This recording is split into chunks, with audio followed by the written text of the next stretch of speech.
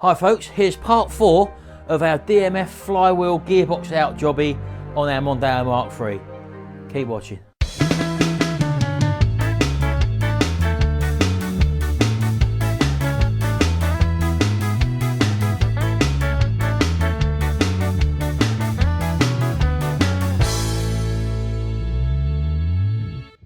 Right, well, I've done basically all what I said I was going to do before I released the subframe.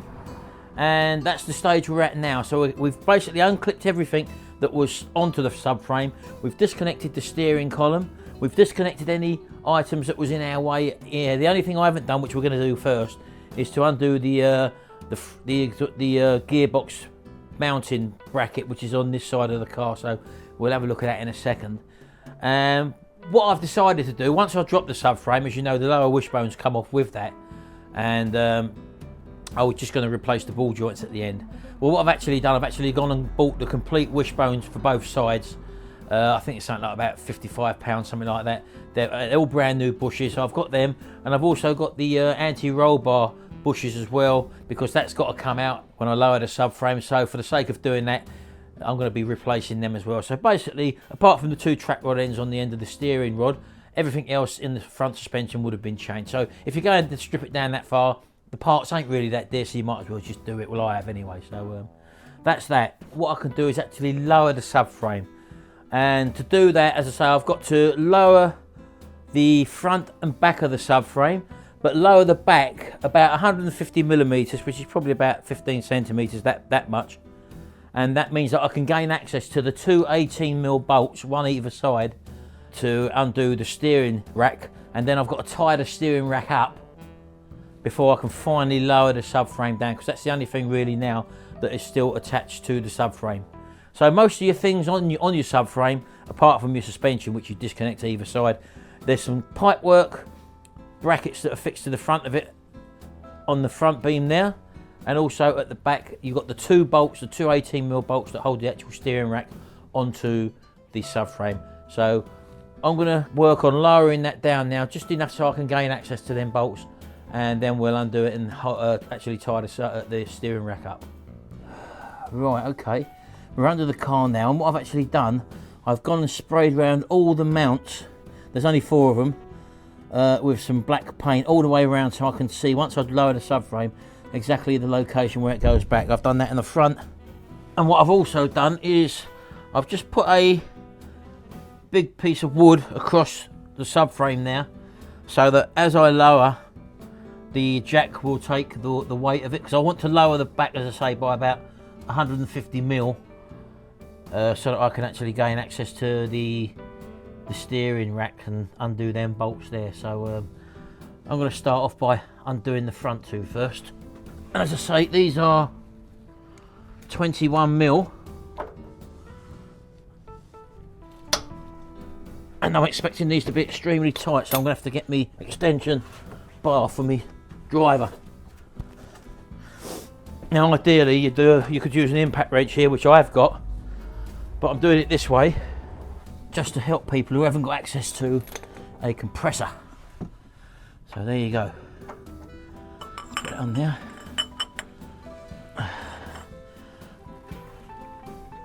Oh, they're tight.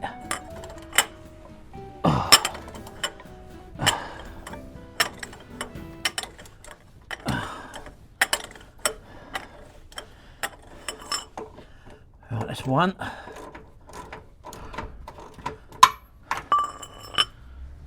I'll just shoot over to the other front one and do the same there. Where is it?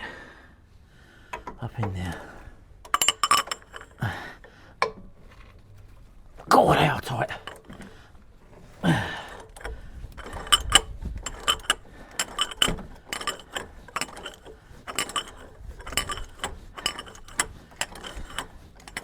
Again, I'm not doing them all the way yet, I'm just literally just loosening them.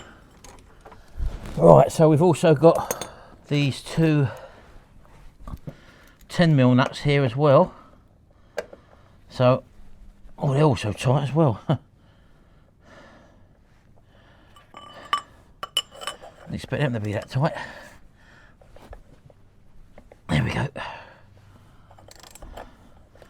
Right, let's get back on these 21 mils. That little bar, these are going to be tight.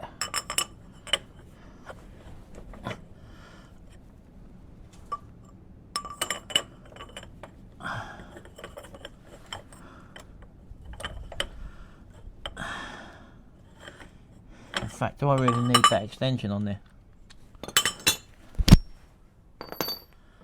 There we go. It's a bit better, isn't it? That's a bit better. Oh, oh, they are tight. There we go. There again, I suppose they've got to be tight. They are the main suspension. Right. I can see a bit of gap appearing in between the little rubber bushes there. So let me just go over the other side and do the one on the other side.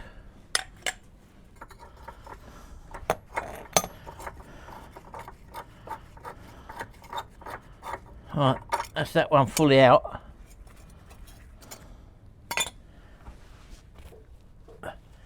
Yeah, that's that one fully out. And don't forget I'm being suspended at the moment on the jack this side, so let's get back round to that side. Right, well don't forget I'm doing this on my own here, so it might be easy with two people.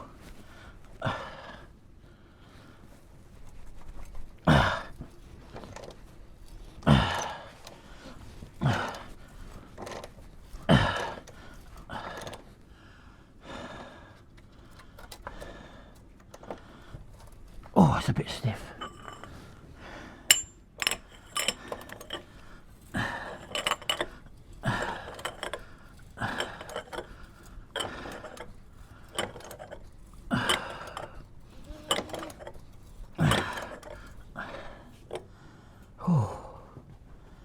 Right, it's dropping down. I can see a gap appearing now.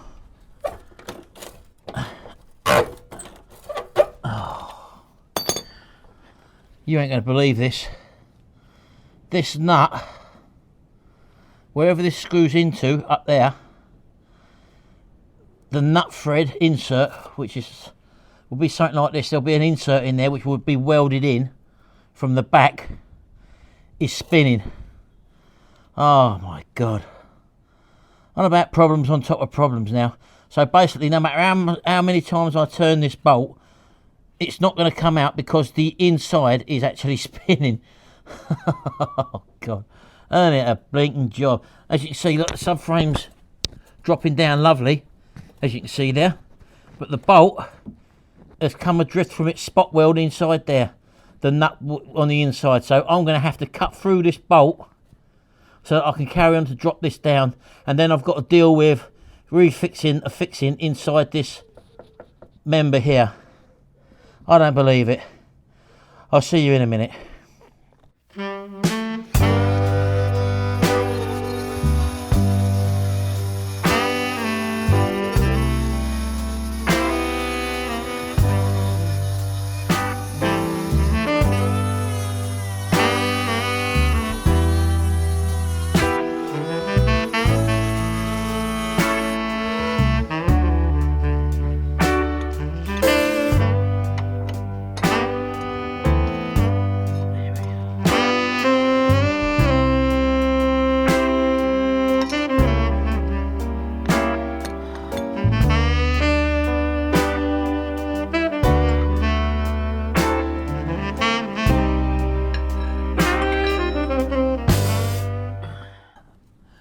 Right, okay then, as you can see, we've got it out with the aid of one of these.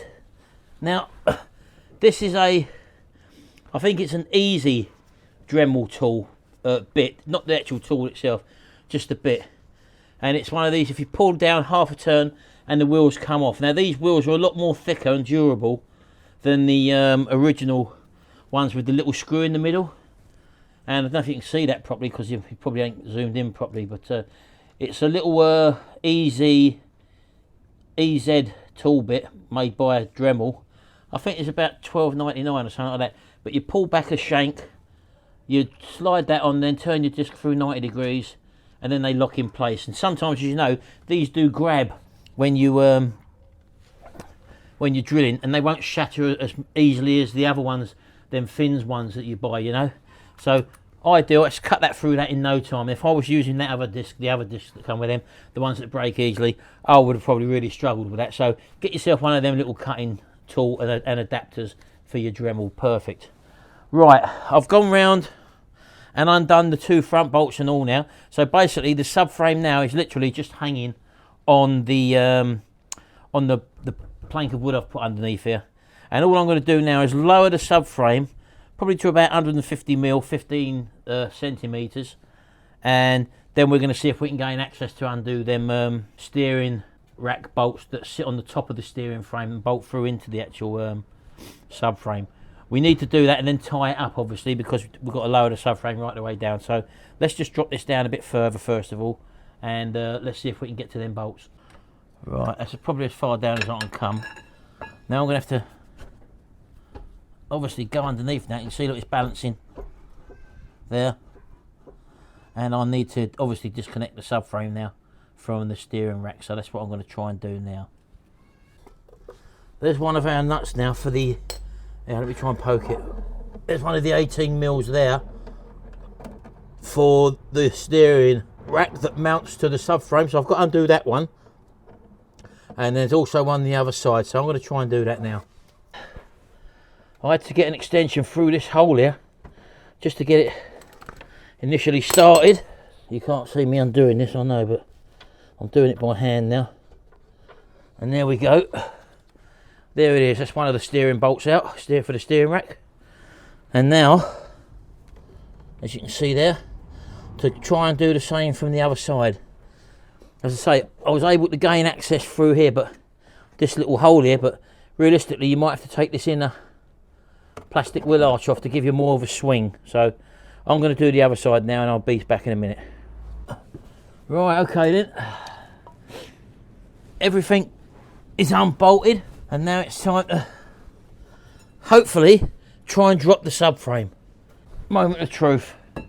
Will it come down? Have I undone everything?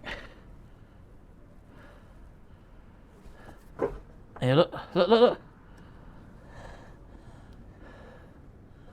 Here she comes. Look at that, look. Coming down a treat. Right. We're on the trolley jack. I don't know whether or not I can drag it out this way. Let me have a go.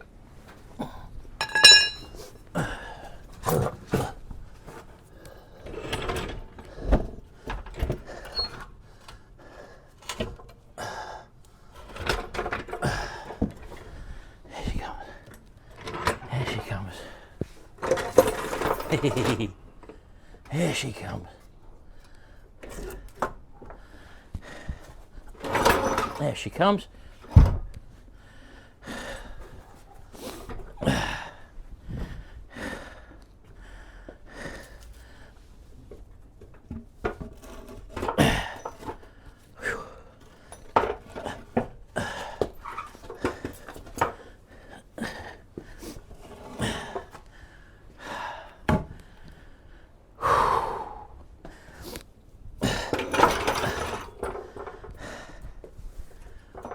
One front subframe removed. So as you can see now, there's not much fixing it on the front sub part of the subframe. 2 little suspension mounts there for the radiators. There's a couple of cable tie brackets there. This was for a pipe. I only managed to get one of the nuts out because this nut started spinning, and I had to grind a bolt out there. That gave me about 3/4 of an hour worth of trouble. They're the main bolts there, as you can see there, all 4 of them. That one there, as you know, I had to cut out. Those are your 2 steering rack mounts, as you can see there, which is now hanging up. And as I say, while this is out, I've decided to change the anti-roll bar bushes. I bought new ones these actually seem all right, to be honest with you. And the actual whole of these wishbones, I was just going to change the ball joints at the end there, but I've actually ordered the whole wishbones. They're only about £56 for the pair, so for the sake of doing that, I've ordered them. So there you go. That's your front subframe out of this Mondeo. Now, so far, the most awkward part of the jobs has been undoing them steering rack bolts. You really need to drop it down, and I could have had better access, so I needed the extension on that socket bar, the ratchet bar, to get a good enough purchase to undo it. I've heard someone say that you can actually get long extensions through here. Now, I did try that, and I got on the bolt from through the engine bay with a load of extensions and also a little knuckle joint, but it did slip off, so I thought, well, I'm not going to try that anymore in case I round the head off. So I was able to gain access through them wells there, them little inspection wells there from the wheel arches once you dropped it down. So that was awkward. I'm now left with literally this engine mount here, the gearbox mount, and once I've undone that, there's one more cable which I've got to get at, which I couldn't get at, which was around the tunnel around somewhere else. The subframe was in the way, so I can actually get to that now to pull out. It's an electrical cable on top of the or side of the gearbox, and also I'm hoping to be able to pop the drive shaft out now, the little short one this side. Just leave it out, I'll have more room now. So yeah, that's it. So nearly at the gearbox stage.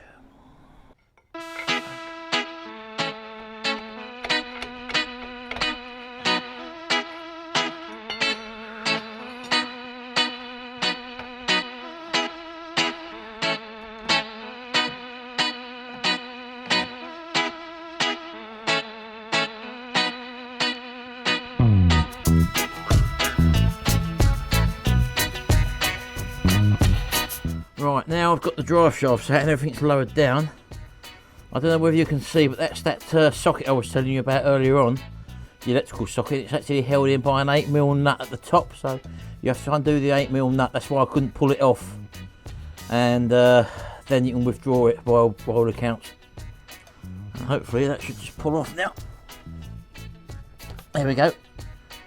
Some sort of sensor of some sort, I'm not too sure. Well, that's how you get that one off anyway, so you couldn't really do that until you get the subframe out of the way, realistically. So there's just a little one for you to note there. Well, all in all now, I'm ready to undo all the surrounding bolts. I'm going to put a jack under the engine, the gearbox rather, because I'm going to undo that engine mount, and hopefully we should be supported by that engine beam at the top there, but I'm going to put a jack under here just in case anyway. So that's what I'm going to do now.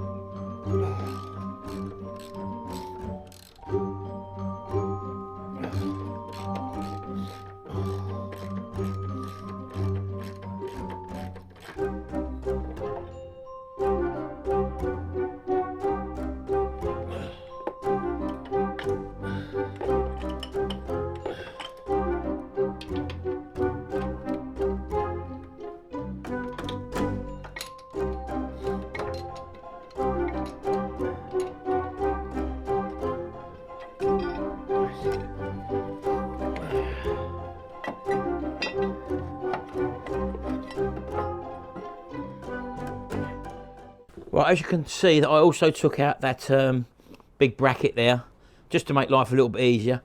Right, I've undone all of the bell housing nuts now, apart from one at the top there, which is hand tight, which I'm just going to undo now and get it out of the way. Just as a matter of interest, at the back of the engine, there's some right nuisance bolts where you can't get a spanner on. You've got to get right up there, like a little half, not even an 1/8 turn at a time, and that's right up high, so be aware of them ones. So right, okay, so I've undone them all now. There's a gap between the bell housing, and I'm just about to give it a wiggle and drop the jack down and see what happens. I'm on my own. I could do with two people here, one looking over the top, so let's see what we can do. I think you can see the gap there between the bell housing. So I'm just going to have a little wiggle and a little pull. I'm just going to try and drop this down a little bit, this jack. Have a little wiggle. I think that's dropped off. I've got to be careful here. As I say, there's only me here, so there's a lot of weight in this gearbox. There we go. Oh, I don't know what it's resting on.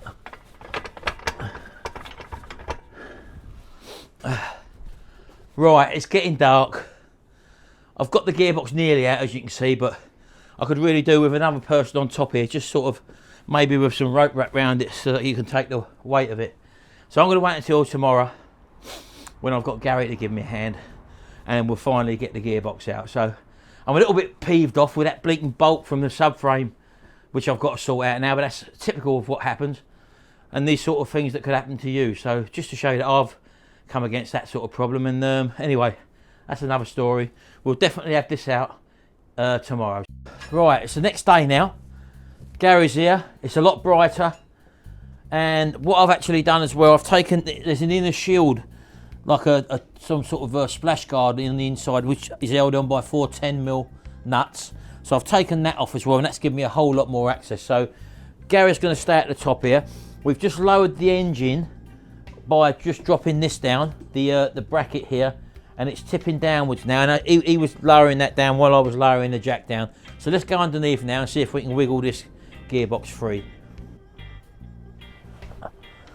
Right, okay. Now the gearbox is rotated here, isn't it? That's quite a lumpy outfit. It's off. It's off, isn't it? Yeah. Oh, that was it. Right, come round to the jack, Gary. Just try and lower that. I'll try and steady it. I think it's off. Just lower it down gently. Yeah, it's off. Right, come on in. There you go. Well, it's a lot better with 2 people. Oh, now I'm going to try and lean it forward, because mind your hands, because it's bloody hairy. Right, now, if I take the back off, I'm trying to take off the jack now, yeah? Hold your hands on, don't get too dirty. Right, when I say try and pull the jack out, I don't want it dropping on my bloody hands, you see. You got the jack out? Right, lay it down. Oh yeah, brilliant. Yeah, that's all you need, just an extra pair of hands. There we go.